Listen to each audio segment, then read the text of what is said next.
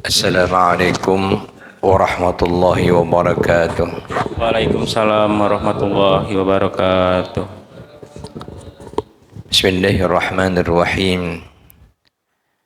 Alhamdulillahilladzi an'amana bi ni'matil iman wal islam.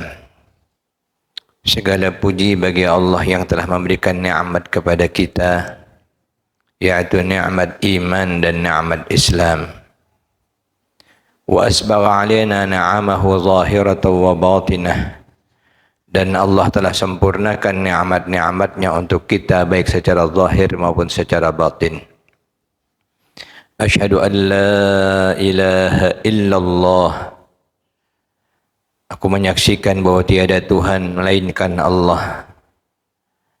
Al-mutatharrid bi'azamatihi wa kibriyaihi, yang bersendirian dalam keagungannya dan kehebatannya. Wa asyhadu anna sayyidana Muhammadan abduhu wa rasuluh. Dan aku menyaksikan bahawa Nabi Muhammad sallallahu alaihi wasallam adalah nabi dan rasulnya.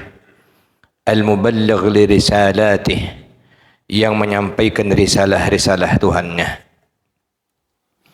Allahumma salli wa sallim wa barik wa syarrib wa karrim wa habib wa azim wa ta'attaf wa tahannan ala abdika wa nabiyika wa habibika wa khalilika wa safiyika wa syafi'ika sayyidina wa maulana Muhammad wa ala alihi wa sahbihi wa man sara bihadihi wa man ittaba'a hudahu ila yaumiddin. Subhanaka la ilma lana illa ma 'allamtana innaka antal alimul hakim. Wa la hawla wa la quwwata illa billahil aliyyil azim. Wa kulluhum min rasulillahi multamisun gharfan minal bahri aw rashfan minad diyami. Guru-guru kita yang dimuliakan Allah, orang-orang tua kita, pengurus Masjid Al-Ansar, Bapak Ibu jamaah kajian subuh, kajian sifat 20 pada subuh hari Sabtu, termasuk juga yang mengikuti dari media sosial. Mudah-mudahan Allah Subhanahu wa taala senantiasa mengampunkan dosa-dosa kita. Allah tolong kita agar kita dapat mendekat kepadanya, dan agar Allah mudahkan bagi kita untuk memperbaiki ibadah kita, ketaatan kita, dan kesyukuran kita kepadanya. Allahumma a'inni ala dzikrika wa syukrika wa husni ibadatik. Amin ya rabbal alamin. Alhamdulillah wa syukurillah, Allah izinkan kita kembali untuk bertemu di penghujung bulan Dzulhijjah yang mulia. Semoga Allah Subhanahu wa taala panjangkan umur kita sampai kita bertemu lagi dengan 1 Muharram tahun baru Islam 1447. Subuh ini kita melanjutkan pada halaman 31 tentang rukun iman. Alhamdulillah wa syukurillah, telah kita bahas secara rinci tentang sifat-sifat Allah Subhanahu wa taala yang 20, dan kita pun telah mengenal mana yang sifat zatiyah atau sifat nafsiyah, mana yang sifat salbiyah, mana yang sifat ma'ani, mana yang sifat ma'nawiyah bagi hak Allah Subhanahu wa taala. Maka kita masuk kepada rukun iman, halaman 31. Ini dalam hadis Nabi SAW yang dikenal dengan hadis Jibril, di mana Sayyidina Umar meriwayatkan para sahabat sedang berkumpul dengan Rasulullah SAW. Tiba-tiba datang seorang laki-laki yang berbaju putih bersih, seperti orang habis mandi, rambutnya hitam mengkilat, tubuhnya bercahaya, tidak terkesan sedikit pun pada tubuhnya, pada dirinya, seakan-akan dia orang yang dari musafir, tidak, tetapi orang yang sangat segar bugar. Lalu tiba-tiba dia duduk menyandarkan menempelkan dua lututnya kepada dua lutut Rasulullah sallallahu alaihi wasallam sambil memegang kedua paha Rasulullah sallallahu alaihi wasallam dan bertanya. Di antara pertanyaannya adalah tentang Islam dan juga tentang iman. Akhbirni 'anil iman. Beritahu aku tentang apa itu iman. Maka Nabi menjawab, an tu'mina billahi wa malaikatihi wa kutubihi wa rusulihi wal yawmil akhiri wal qadari khairihi wa syarrihi min Allah.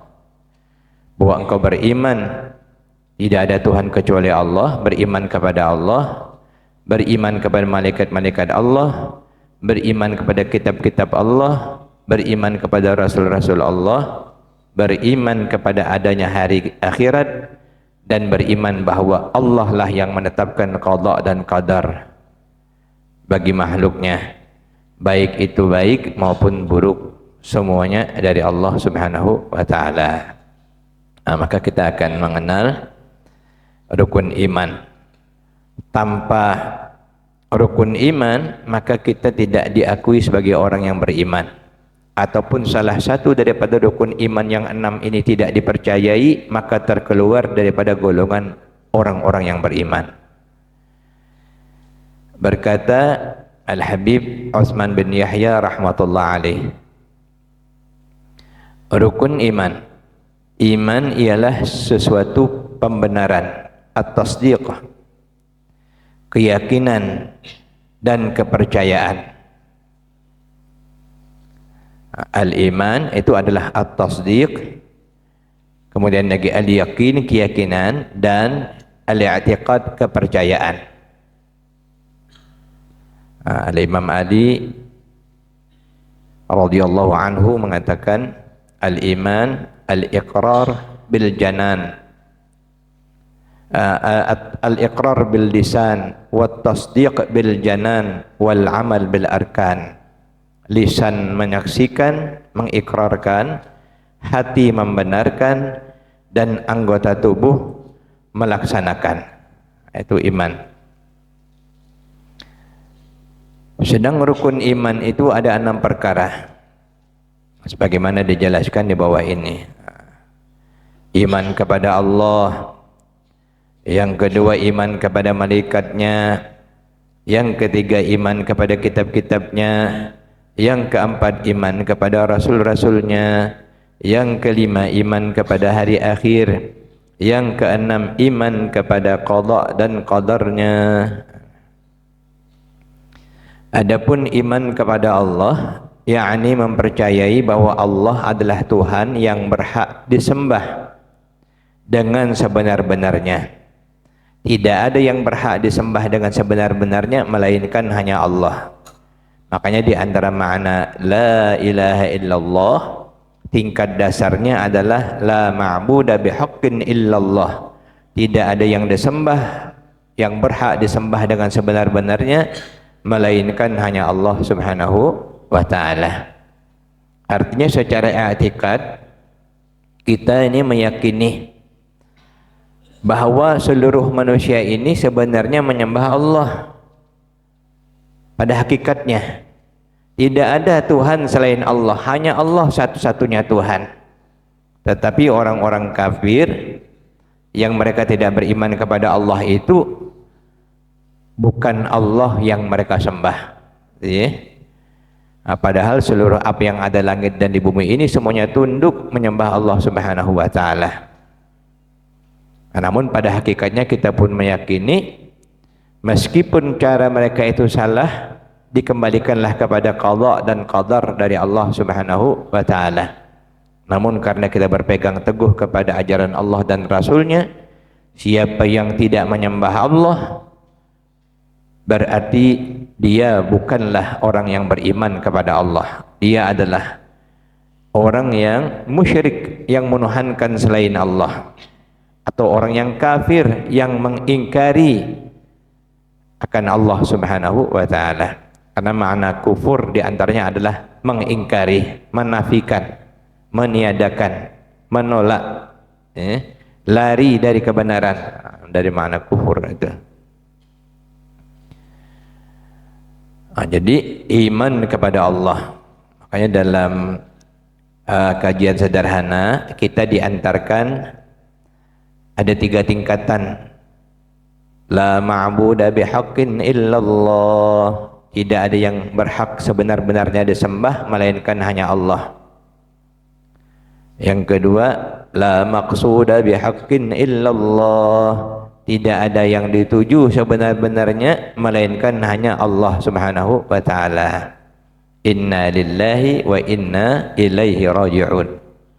Yang ketiganya, la mawjuda bihaqqin illallah. Tidak ada yang sebenar-benar ada dengan ada yang mutlak melainkan hanyalah Allah yang maha ada.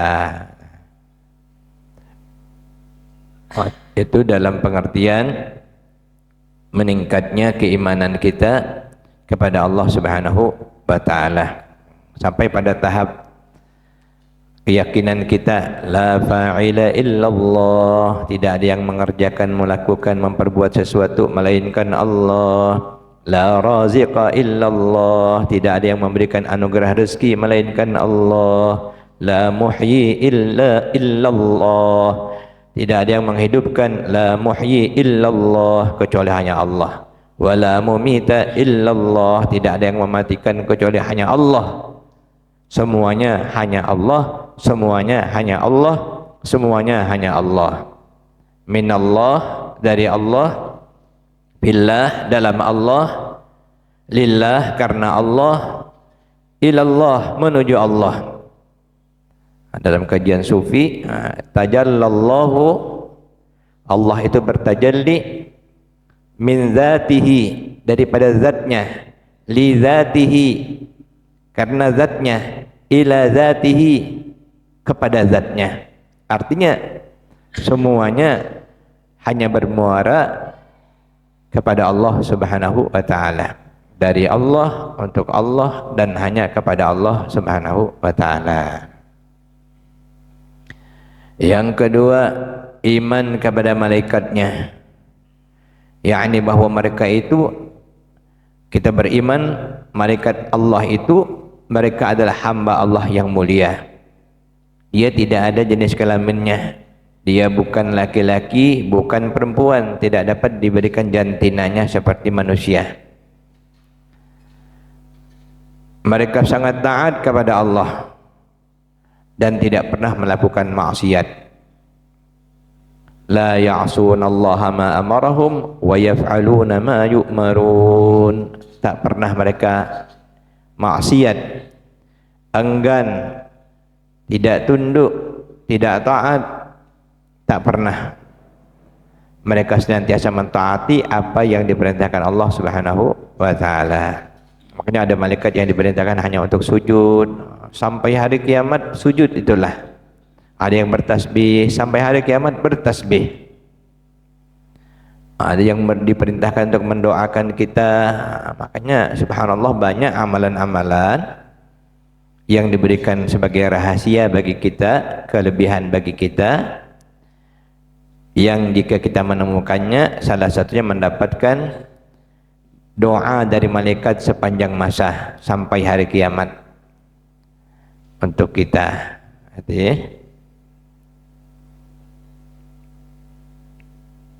Jadi kita wajib beriman kepada malaikat Allah satu persatu.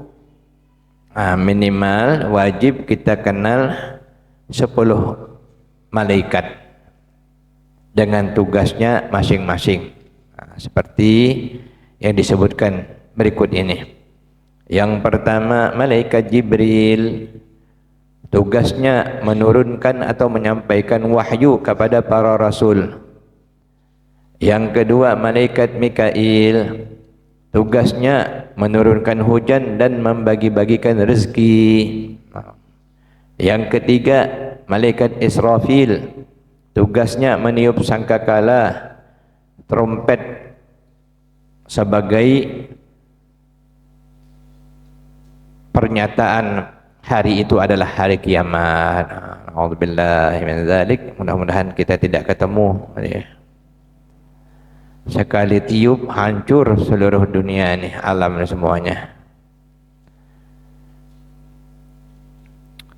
Yang keempat, malaikat Israel.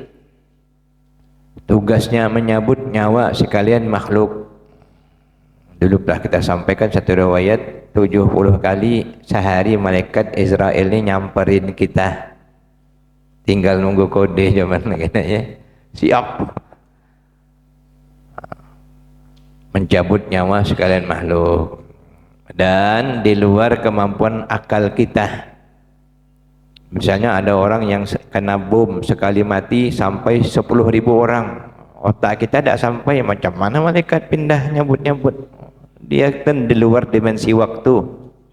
Dia diberikan Allah tugas dan kuasa Allah Subhanahu wa taala tidak dibatasi oleh rentang waktu dan tempat. Yang kelima, malaikat raqib. Tugasnya mencatat amal baik manusia. Yang keenam, malaikat atid. Tugasnya mencatat amal buruk jahat manusia. Kalau dua orang malaikatnya aja kita ingat terus. Raqib ada di kanan, atid ada di kiri. Malu kita buat maksiat. Kita tahu tapi tidak ada ingat. Tidak diingat yang tukang catat ni standby. Standby di kanan dan di kiri kita. Itu dalam surat Qaf disebutkan ya. Qaf wal Qur'anil Majid bal ajibu an ja'ahum munzirun minhum faqala al kafiruna hadza syai'un ajib a idza mitna wa kunna turaban dzalika yaumul ba'id. Seterusnya ada bahwa nanti di samping malaikat kanan kita ada malaikat yang mencatat amal kebaikan dan ada yang mencatat amal keburukan ya. Kemudian malaikat mungkar, tugasnya memeriksa manusia di dalam kubur, nanyai, diperiksa. Yang kedelapan, temannya dua orang, satu tukang periksa, yang juga kedua temannya malaikat nakir namanya, mungkar wa nakir. Waktu kecil kita nyebut mungkar wa nangkir, bukan nangkir, bukan ya, nakir. Mungkar wa nakir. Malaikat mungkar wa nakir ini tugasnya memeriksa, menanyai manusia di dalam kubur. Marrabbuka, siapa Tuhanmu? Dalam hadis. Jangan kira nyaman, enak jawabnya. Ternyata dalam kubur banyak yang menjawab ma darait, aku tidak ada tahu. Padahal di dunia tahulah. Tapi karena memang tidak mengindahkan dan tidak beriman, maka di dalam kubur dia akan menjawab ma darait, tak tahu. Wa man nabiyuka, siapa nabimu? Ma darait, tak tahu. Wa ma dinuka, apa agamamu? Ma darait, tak tahu. Karena tidak menyadari dan tidak betul-betul mengamalkan dan tidak betul-betul menikmati dan tidak betul-betul mengamalkan waktu di dunia. Mungkin KTP-nya Islam. Di dalam kubur ditanya malaikat nangkir, mungkar wa nakir. Wa ma dinuka, dia jawab ma darai, tidak tahu. Karena selama hidup dia tidak merasa beragama Islam. Taunya KTP cuman. Tak pernah merasa nikmat menjadi seorang muslim. Yang 9, malaikat Ridwan, tugasnya menjaga syurga. Yang ke-10, malaikat Malik, tugasnya menjaga neraka. Malaikat Malik ni tidak pernah senyum. Mulai diciptakan sampai hari kiamat tidak pernah senyum. Kalau Pak Ibnu senyum terus. Masya Allah ya. Ini subhanallah, komandan yang luar biasa malaikat Malik ya, tegas dan tidak pernah senyum karena memang ditugaskan untuk menjadi penjaga neraka.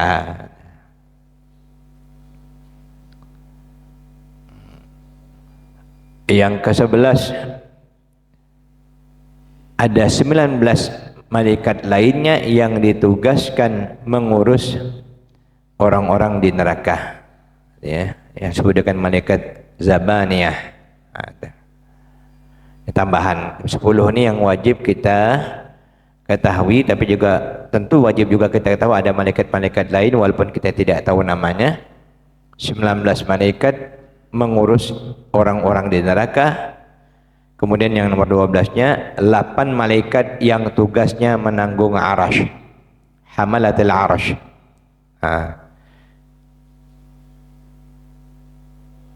Yahmilu arsha rabbika fawqahum yawma idzin thamaniyah. 8 orang pemikul arash. Malaikat Jibril alaihissalam pernah dilihat oleh Nabi dalam wujud yang asli. Bersayapkan 6.000 sayap. Kepalanya hampir mendekati arash, tapi tidak sampai ke arash tentunya. Kakinya berada di 7 petala bumi, itu yang aslinya. Dalam surat An-Najm ditafsirkan oleh para mufassir, walaqad ra'ahu nazratan ukhra 'inda sidratil muntaha. Itu ditafsirkan Nabi melihat malaikat Jibril alaihissalam yang dalam wujud yang aslinya. Dan dalam satu riwayat, dalam wujud yang asli inilah malaikat Jibril mendatangi Nabi waktu di Gua Hira. Makanya Nabi pertama itu ketakutan sampai menggigil. Pulang ke rumah, zammiluni, selimuti aku. Menggigil Nabi SAW karena didatangi oleh malaikat Jibril dalam rupa aslinya. Wallahu ta'ala alam, dalam satu riwayat.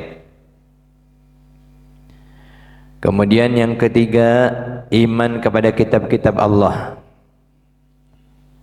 Sudah kemarin kita sebagiannya apa? Secara rinci, kitab-kitab yang diturunkan Allah kepada Rasulnya, yang pertama 60 suhuf diturunkan kepada Nabi Thith alaihissalam, 30 suhuf diturunkan kepada Nabi Ibrahim alaihissalam, 10 suhuf diturunkan kepada Nabi Musa alaihissalam, kitab Taurat diturunkan kepada Nabi Musa alaihissalam, kitab Zabur diturunkan kepada Nabi Daud alaihissalam, kitab Injil diturunkan kepada Nabi Isa alaihissalam, kitab Al-Quranul Karim diturunkan kepada Nabi kita Sayyidina Muhammad sallallahu alaihi wa ala alihi wa sahbihi wa sallam tasliman katsira. Uniknya semua kitab suci dan suhuf lembaran-lembaran suci ini diturunkan Allah pada bulan Ramadan. Yang keempat, iman kepada rasul-rasulnya, yakni bahwa para nabi dan rasul yang tersebar dalam Al-Quran sebanyak 25 orang yang disebut namanya dalam Al-Quranul Karim. Adapun para nabi dan rasul lain, maka menurut sebagian ulama dinyatakan bahwa jumlah mereka sebanyak huruf Muhammad dalam bilangan kubra, besar, yaitu 124.000 orang. Yang diyakini atau di banyak pendapat ulama mengatakan jumlah nabi dan rasul seluruhnya 124.000 orang. Yang terpilih 113 orang. Yang terpilih 40 orang. Yang terpilih lagi ulul azmi minar rusul 5 orang. Yang terpilih lagi khatamul anbiya wal mursalin, penutup para nabi dan rasul, sayyidul anbiya wal mursalin, penghulu komandannya seluruh nabi dan rasul, sayyidina wa maulana Muhammadin sallallahu alaihi wa ala alihi wa sahbihi wa sallam tasliman katsira.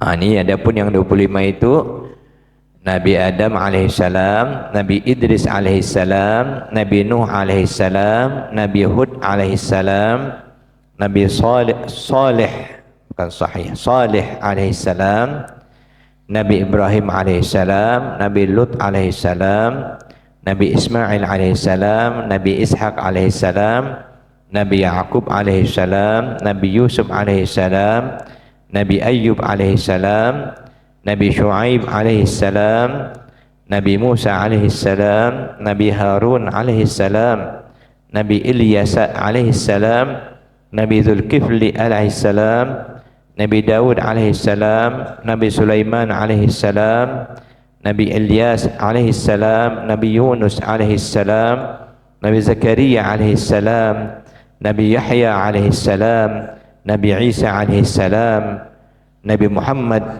Rasulullah sallallahu alaihi wa ala alihi wa sahbihi wa sallam tasliman katsira. Ini wajib kita ketahui dan kita kenal dan kita hafal. Ya 25 nabi dan rasul nih. Tak apa-apalah balik macam TK lagi. Adam, Idris, Nuh, Salih, Ibrahim, Lut, Ismail, Ishaq, Yaqub, Yusuf, Ayyub, Shu'aib, Musa, Harun, Ilyas, Zulkifil, Dawud, Sulaiman, Ilyas, Yunus, Zakaria, Yahya, Isa, Muhammad sallallahu alaihi wasallam. Banyak nabi-nabi yang juga seperti Nabi Sith, Nabi Daniel, banyak nabi-nabi, teman yang 25 nabi dan rasul ini wajib kita ketahui. Yang kelima, iman kepada hari akhir kiamat, yakni suatu hari di mana pada hari itu semua manusia akan dibangkitkan, dihidupkan kembali untuk dihisab amal perbuatannya. Sebagai mukmin kita wajib mengimani segala perkara yang berkaitan dengan hari kiamat. Misalnya berkumpulnya manusia di padang mahsyar untuk menjalani hisab perhitungan amal, adanya timbangan amal, mizanul amal, adanya titian siratal mustaqim, adanya syurga, adanya neraka. Makanya kita wajib mengetahui apa yang akan terjadi nanti di hari akhirat, mulai dari padang mahsyar. 50.000 tahun namanya kita menunggu di padang mahsyar. Itu azab yang sangat pedih. Orang-orang yang beriman, subhanallah, ada yang tidak merasakan menunggu di padang mahsyar itu, tidak merasakan, bahkan tidak menemui. Ada satu kelompok yang tidak menemui padang mahsyar, tidak ada ketemu, timbangan amal tidak ketemu, siratal mustaqim tidak melihat. Tahu-taunya langsung dalam rombongan Nabi mau masuk surga. Lalu ditanya apa amalan? Ternyata amalan utama mereka ada dua. Pertama, mereka selalu berusaha untuk taat kepada Allah Subhanahu wa taala dimanapun mereka berada. Ada orangkah, tak ada orangkah, mereka tetap takut dan taat kepada Allah, tidak maksiat kepada Allah.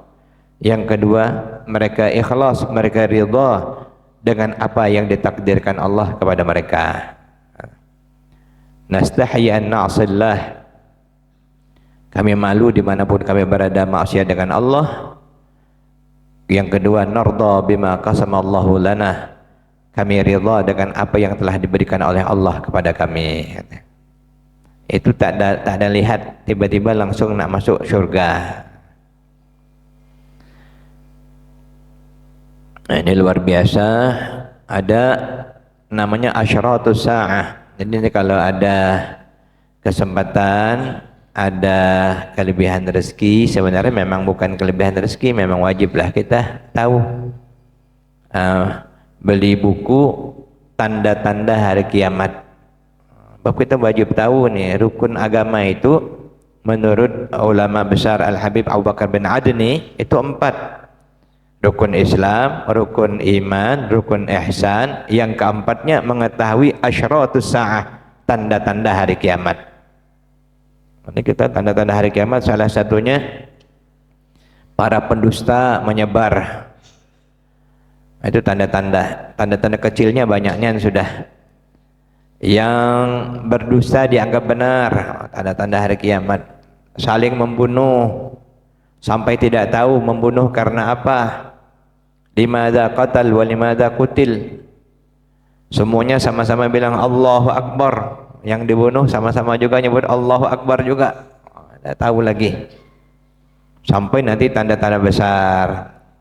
adanya Imam Mahdi, adanya Dajjal, adanya Ya'juj wa Ma'juj, adanya Dabbatul Ar, binatang yang keluar di akhir zaman, adanya dukhan, asap yang meliputi dunia, sampai kepada nanti runtuhnya Ka'bah, Al-Quran tidak ada lagi, dan sampai nanti matahari terbit di sebelah barat. Ya. Dan yang paling kita wanti-wanti, kiamat kubra bagi kita adalah kematian. Kematian itu kiamat bagi setiap orang. Selesai setelah kematian itu dia. Yang keenam, iman kepada qada dan qadarnya, bahwa segala sesuatu yang terjadi di atas takdir Allah. Ada ulama yang menyederhanakan pemahaman qada itu ketetapan, takdir itu eksekusinya. Jadi sudah dalam ilmu Allah kapan terjadi, di mana terjadi, detiknya jam berapa, apa yang bakal terjadi, semuanya eksekusi dari ketetapan Allah Subhanahu wa taala. Maka kita beriman dengan qada dan qadarnya Allah Subhanahu wa taala. Makanya diajarkan Nabi, kalau tidak ada sesuai dengan keinginan kita, maka kita jangan mengeluh, tapi kita mengatakan qaddarallah wa ma syaa fa'al. Allah telah mentakdirkannya, dan apa yang Allah inginkan itulah yang dilakukannya.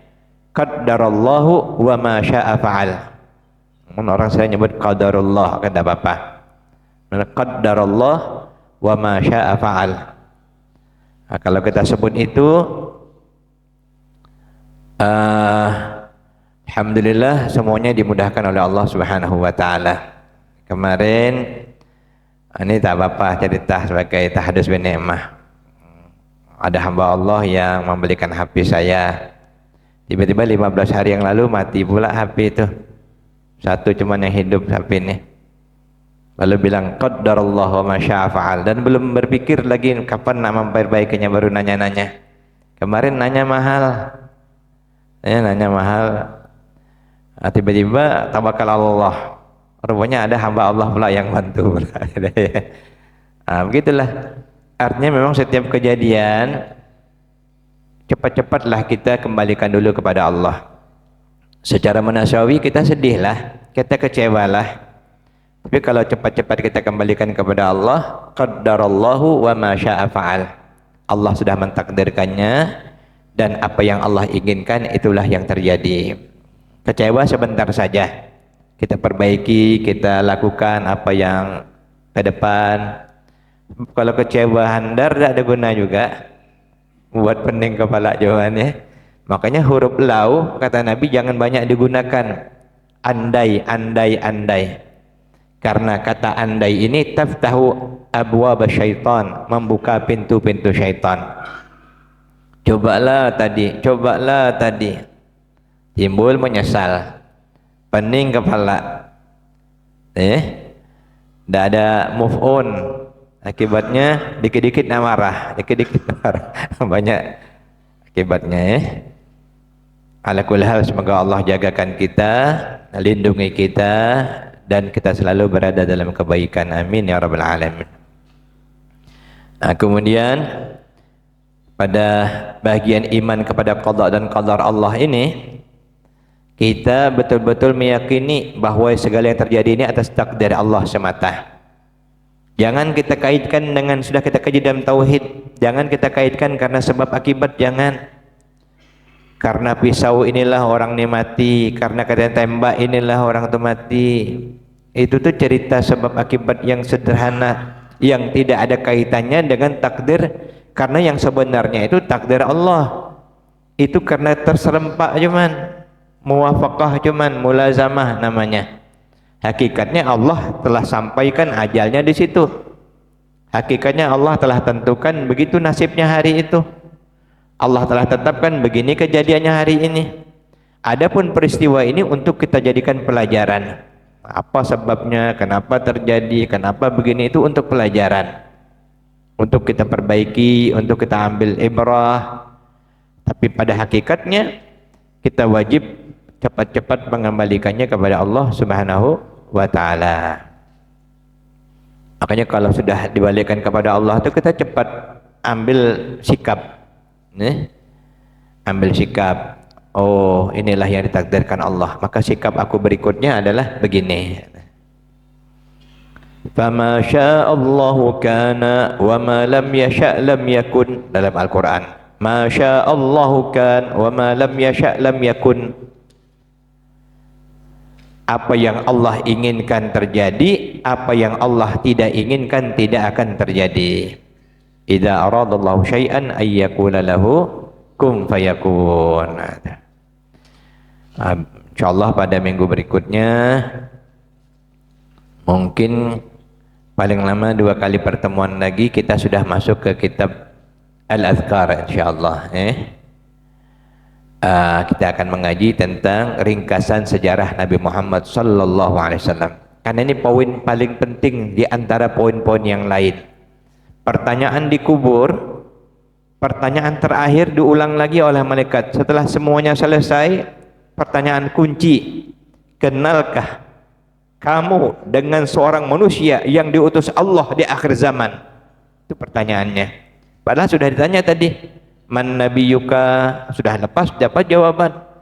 Terakhir ditanya lagi, kenalkah engkau dengan seorang laki-laki yang telah diutus oleh Allah di akhir zaman untuk menyelamatkan seluruh makhluk Allah ini? Nah, kalau kita tak kenal dengan Rasulullah, terlewat ini. Maka ini poin penting masuk dalam bab akidah, bahwa kita wajib mengenal Rasulullah sallallahu alaihi wa ala alihi wa sahbihi wasallam, walaupun hanya dengan pengenalan yang paling sederhana, yaitu kita mengetahui hak-haknya, kewajiban-kewajiban kita kepadanya, tentunya sifat-sifat yang wajib baginya dan mustahil baginya dan harus baginya. Sallallahu alaihi wa ala alihi wa sahbihi wasallam tasliman katsira. Mudah-mudahan Allah pahamkan kita dan Allah kuatkan akidah kita dan Allah tolong kita, amin ya rabbal alamin.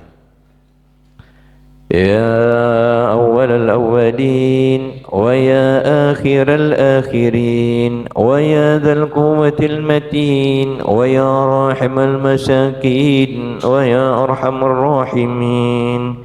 Ya awwalal awwalin wa ya akhiral akhirin wa ya dzal quwwatil matin wa ya rahimal masakin wa ya arhamar rahimin. Ya awwalal awwalin wa ya akhiral akhirin wa ya dzal quwwatil matin wa ya rahimal masakin wa ya arhamar rahimin.